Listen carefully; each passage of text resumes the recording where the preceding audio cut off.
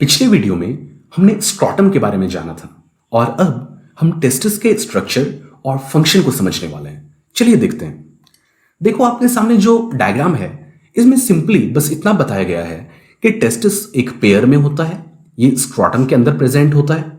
इसके ऊपर जो ये स्ट्रक्चर है ये क्या है? एपिडिडाइमिस है।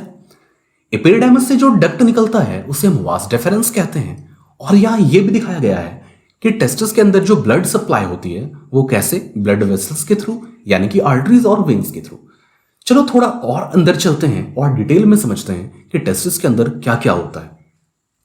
आपके सामने टेस्टिस का एक डिटेल्ड डायग्राम है जिसमें कि आप उसके इंटरनल स्ट्रक्चर को समझ सकते हो। चलो देखते हैं। टेस्टिस जो होता है ये दो लेयर्स से कवर्ड होता है, ट्यूनिका वैजिनालिस और ट्यूनिका एल्बुजिनिया। ध्यान देना, ये जो वैजिनालिस है इसे देखकर ये मत सोच लेना कि ये वेजाइना का कोई लेयर होगा, नहीं, ये टेस्टिस का आउटर मोस्ट लेयर है। देखो डायग्राम में यहां ट्यूनिका वैजिनालिस प्रेजेंट है। ट्यूनिका वैजिनालिस दो लेयर्स से मिलकर बना हुआ होता है। जो बाहरी लेयर है इसका वो कहलाता है पेराइटल लेयर और जो अंदर वाला लेयर है वो कहलाता है विसरल लेयर। और दोनों लेयर्स के बीच एक कैविटी प्रेजेंट होती है। कभी कभी किसी पर्सन को जो हाइड्रोसील की प्रॉब्लम हो जाती है वो क्यों होती है? इन्हीं दोनों लेयर्स के बीच, यानी कि पेराइटल और विसरल लेयर्स के बीच फ्लूइड बहुत ज्यादा एक्यूमुलेट कर जाता है। यहां पर इन्फेक्शन बहुत ज्यादा हो जाता है। तो उसी की वजह से जो प्रॉब्लम होती है उसे हाइड्रोसील कहा जाता है। चलिए वो तो एक दूसरी बात है, यहां हम बस स्ट्रक्चर को समझ रहे हैं। ट्यूनिका वैजिनालिस के बाद जो दूसरी लेयर है वो है ट्यूनिका एल्बुजिनिया। ये फाइब्रस टिश्यू का एक कैप्सूल के जैसा होता है। ये जो आपको दिख रहा है ये क्या है? Tunica albuginea. ये टफ कैप्सूल होता है जो कि प्रोटेक्ट करता है अंदर की चीजों को। अब और अंदर चलते हैं। अंदर में टेस्टिस बहुत सारे लोब्यूल्स में बटा हुआ रहता है। लगभग 200 से 300 लोब्यूल्स होते हैं यहां। और इन लोब्यूल्स के अंदर कुछ क्वाइल्ड ट्यूब्स होते हैं जो कि आपको यहां डायग्राम में दिख रहे हैं, क्वाइल्ड ट्यूब्स। ये जो क्वाइल्ड ट्यूब्स हैं इन्हें सेमिनिफेरस ट्यूब्यूल कहा जाता है। और हर एक लोब्यूल के अंदर 2 से 3 सेमिनिफेरस ट्यूब्यूल्स प्रेजेंट होते हैं। आपको दिख रहा है ना, हर एक लोब्यूल में कुछ सेमिनिफेरस ट्यूब्यूल्स ये क्वाइल्ड स्ट्रक्चर के रूप में प्रेजेंट हैं। अब ये जो सेमिनिफेरस ट्यूब्यूल हैं ये क्या करते हैं, इनमें क्या होता है वो समझते हैं। ये जो ट्यूब है सेमिनिफेरस ट्यूब्यूल का, अगर इसकी लाइनिंग की बात की जाए तो इसमें 2 तरह के सेल्स मिलते हैं, स्पर्मेटोजेनिक सेल्स और सर्टोली सेल्स। स्पर्मेटोजेनिक सेल जो होंगे वो स्पर्म सेल्स को बनाएंगे और सर्टोली सेल इसमें हेल्प करेंगे न्यूट्रिशन वगैरह प्रोवाइड करके।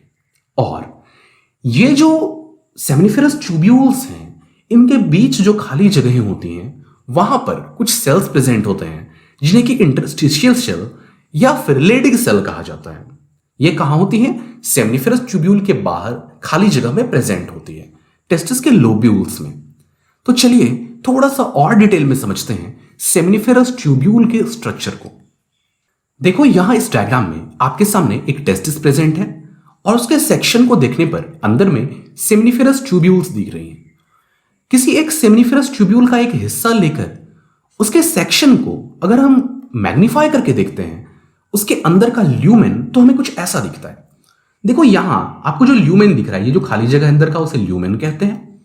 और इस सेमिनिफेरस ट्यूब्यूल की अगर लाइनिंग की बात की जाए तो यहां 2 तरह के सेल मिलेंगे, जैसा कि आपने पहले पढ़ा है, सर्टोली सेल। और जो जर्म सेल्स हैं वो कौन है? जिन्हें कि हमने कहा था स्पर्मेटोजेनिक सेल्स। सर्टोली सेल जो है वो न्यूट्रिशन प्रोवाइड करेंगे और जो जर्म सेल है, जो स्पर्मेटोजेनिक सेल है, वो डेवलप होकर के क्या बनाएंगे? स्पर्म। देखो यहां पर आप देख सकते हो स्पर्म जो डेवलप हो रहा है, देख रहे हो ना, ये स्पर्म है। और इन स्पर्म्स को डेवलप होने में कौन हेल्प करता है? Sertoli cell. देखो यहां बीच के खाली जगह में जो सेल्स होते हैं उन्हें हम लेडिग सेल्स कहते हैं, यहां पर आपको दिख रहे हैं। अब समझते हैं ये सारे सेल्स करते क्या हैं थोड़ा सा और डिटेल में। देखो यहां आपके सामने एनसीईआरटी वाला डायग्राम सबसे पहले दिया गया है। एनसीईआरटी में जो सेमिनिफेरस ट्यूब्यूल्स के सेक्शन को दिखाया गया है वो कुछ ऐसे ही दिखाया गया है। यहां पर आपको सर्टोली सेल्स मिल जाएंगे, जो डेवलप हो रहा है स्पर्मेटोजोआ वो दिख रहा है, स्पर्मेटोगोनिया यानी कि जिस सेल से डेवलपमेंट हो रहा है स्पर्म सेल का वो, और बीच बीच में इंटरस्टिशियल सेल यानी कि लेडिग सेल्स दिख जाएंगे। जो सेमिनिफेरस ट्यूब्यूल होता है उसे हम टेस्टिस का फंक्शनल यूनिट कह सकते हैं, क्योंकि टेस्टिस जो काम करता है वो किसकी हेल्प से करता है? सेमनिफेरस ट्यूब्यूल के ही हेल्प से करता है।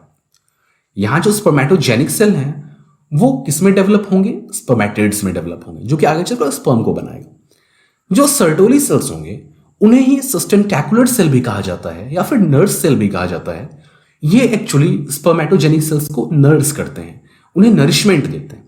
बहुत सारी चीजें भी सेक्रेट करते हैं ये, जैसे कि aromatase, androgen binding protein, oestrogen binding protein, inhibin, activin वगैरह बहुत सारी चीजें हैं जो कि ये सेक्रेट करते हैं और वो हमारी रिप्रोडक्टिव फंक्शनिंग में हेल्पफुल होती हैं। इन सब के फंक्शन को यहां मैं एक एक करके डिटेल में नहीं बताऊंगा, बस इतना समझो कि सर्टोली सेल हमारे रिप्रोडक्टिव फंक्शनिंग में बहुत ज्यादा हेल्पफुल होती है और जो इनका मेन फंक्शन है वो है स्पर्मेटोजेनिक सेल को नरिशमेंट प्रोवाइड करना।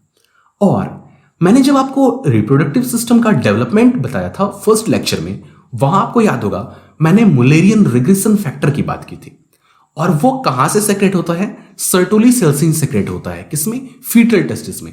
तो जब कोई फीटस डेवलप हो रहा होता है तो वहां जैसे ही सर्टोली सेल बनते हैं तो सर्टोली सेल क्या सेक्रेट करने लग जाते हैं? MRF यानी कि मुलेरियन रिग्रेशन फैक्टर, और इससे मुलेरियन डक्ट जो है उसका खात्मा हो जाता है और फिर जो वोल्फियन डक्ट है वो डेवलप होता है मेल रिप्रोडक्टिव ऑर्गन्स में। ये सब हमने फर्स्ट लेक्चर में देखा था।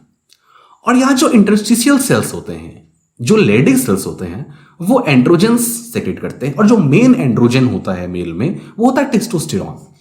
और इंटरस्टिशियल सेल अपना काम जो करते हैं वो किस हार्मोन के इन्फ्लुएंस में करते हैं? ल्यूटेनाइजिंग हार्मोन, जिसे कि मेल्स में इंटरस्टिशियल सेल स्टिमुलेटिंग हार्मोन भी कहा जाता है। तो ये कुछ बातें थी टेस्टिस और उसके इंटरनल स्ट्रक्चर की और फंक्शनिंग की। आई होप आपको ये सारा कुछ समझ में आया होगा। यदि कोई कंफ्यूजन है तो कमेंट्स में मुझसे जरूर पूछना। Thank you.